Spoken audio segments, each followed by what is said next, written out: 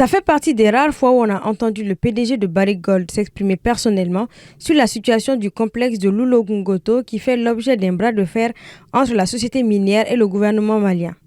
Interrogé sur la situation actuelle du Mali, le PDG de Barrick Gold, Mark Bristow, a affirmé être très concentré sur la recherche de solutions pour aller de l'avant. Pour lui, je cite, « Le Mali est le fondement même de mon développement commercial, c'est là que nous avons lancé Randgold Ressources.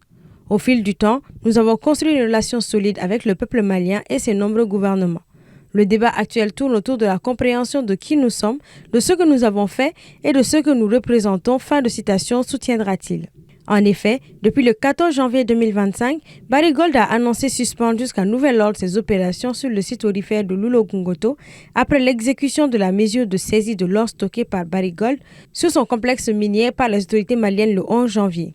Mark Bristow affirme que son approche consiste à toujours éviter d'avoir des négociations publiques. Je cite, « C'est une affaire entre le gouvernement malien et Barrick. Le plus important est de se concentrer sur la manière dont le Mali, historiquement une destination attrayante pour les investissements, peut retrouver cette position. » Fin de citation.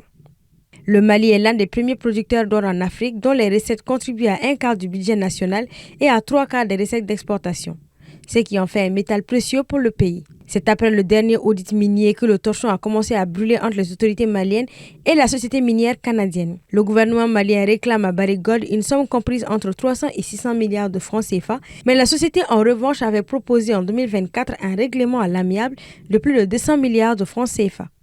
Le PDG de Barrick souligne que ce qui est bon pour le Mali est bon pour tout le monde avant d'affirmer qu'ils redémarreront leurs activités une fois qu'une solution sera trouvée à mesure que le dialogue avec les autorités maliennes sera ouvert et franc. Il se dit prêt en faveur d'un partage des avantages très clairs et transparents. À noter que le complexe de Loulo-Goungoto, situé dans l'ouest du pays, à la frontière du Sénégal et à proximité de la rivière de Falémé, comprend 2 permis miniers distincts, Loulo et Goungoto, tous deux détenus par Barrick à 80% et l'État du Mali à hauteur de 20%.